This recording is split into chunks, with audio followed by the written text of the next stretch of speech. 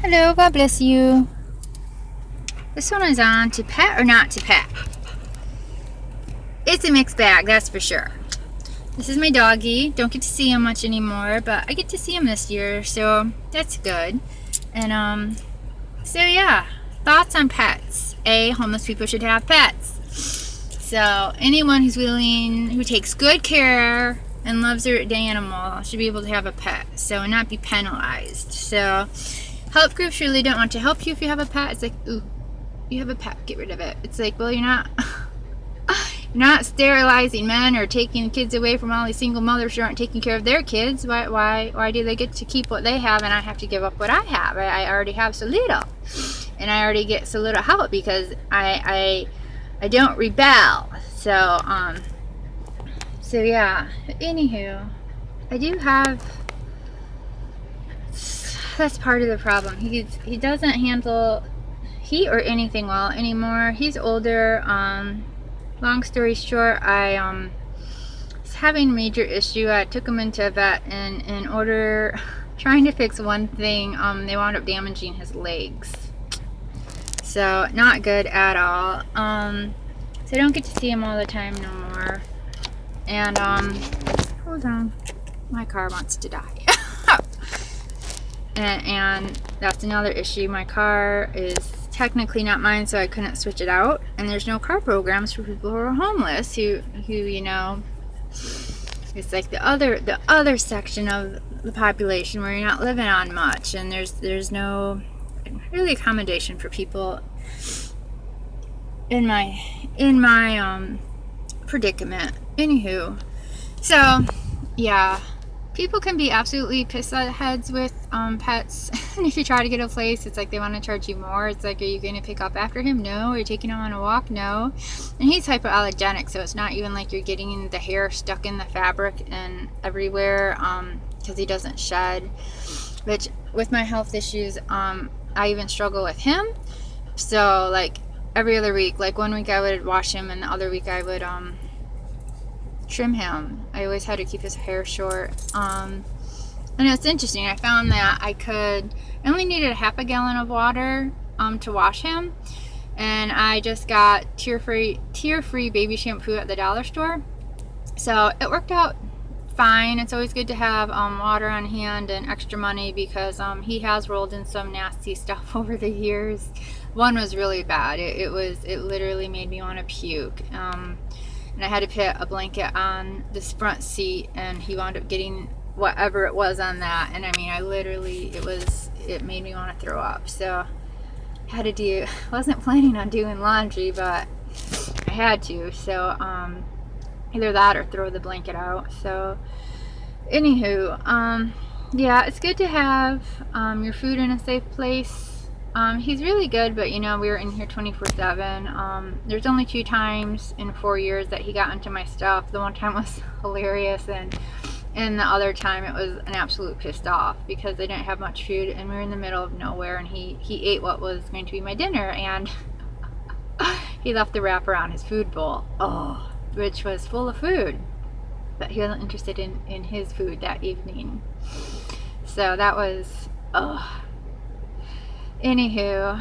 And whether you're homeless or not, it's so important to like have a sunblock that you put in your windows when you go into stores and such, and keep your windows down a chunk, and always have water. I always keep I always have these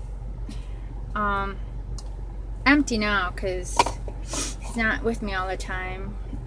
We went away for a little bit, but now we're back, and I cleaned everything out. So I have water inside of it in another cup. So, which he's just been drinking out of the regular cup at the moment. But anyways, but for the most part, I always had those, one for water, one for food, so he could always eat and drink whenever he needed to. Yeah, you have to be careful. People will offer to help you, like, oh, let me just take care of your pet while you get your feet back on the ground. And then, from what I hear, I've never taken anyone up on that offer, because I'm like, my feet aren't getting back on the ground. I'm like chronically sick. This has been like a 20+ year chronic nightmare I'm living. Like I'm not getting better.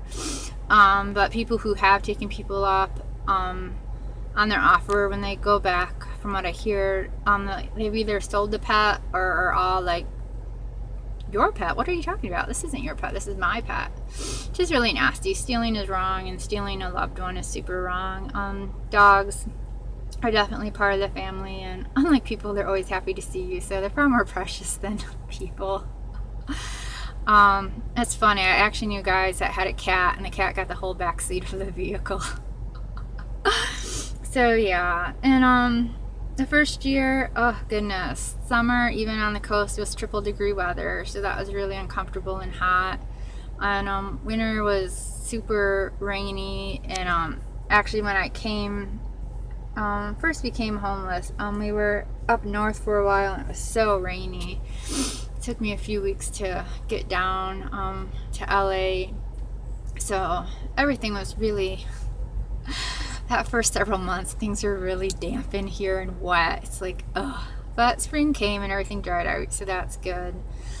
But yeah, so I do miss him. I definitely felt safer with him, especially at night. It definitely is overall less stressful during the day, because if I need to go someplace, I can, and I don't have to worry about him. And I would like leash him to the outside of my car when it was warmer out, but then you stand a chance of someone just coming up and taking him. So, and he's really chill. He loves people. That's why it was alarming when I was in that awful apartment, because he was completely on edge. I've had him since he was 6 weeks. I met him when he was a week and a half old, and he's almost 12.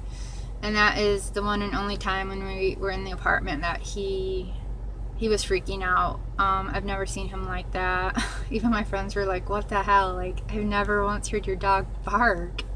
Your dog barks? I'm like, here he does. He's very upset. But they kept trying to murder him, especially this one single mother. The one single mother was worse than anyone else. But heaven forbid single mothers are ever held responsible for anything. Or the husbands that knock them up. Or guys that knock them up. Yep, so there's really no help when you're disabled and childless, especially if you have a dog. It makes you more of an outcast. It really does. But alrighty. So I think homeless people should have pets. They're blessings. If it's good for people in houses, it's way better for people who don't have a house. So if you think you're stressed out, you should have your mere existence be illegalized. Then you'd have a better clue of how stressful things can get. But yeah, so alrighty. Well, we're gonna go. You had a good sniff, and that's fun. One upswing of being homeless is there's no fertilizer and all that gross stuff, and he has new scents to sniff every day. Which is very exciting when you're a dog. So especially a boy dog, he needs to let the whole world know that he's been there. So yeah, I think he made me way more social, that's for sure. He's way more social than me. So, but anyways, alrighty, well, take care. I think that's it. I'm probably forgetting something, but yeah. Ugh, whatever. God bless.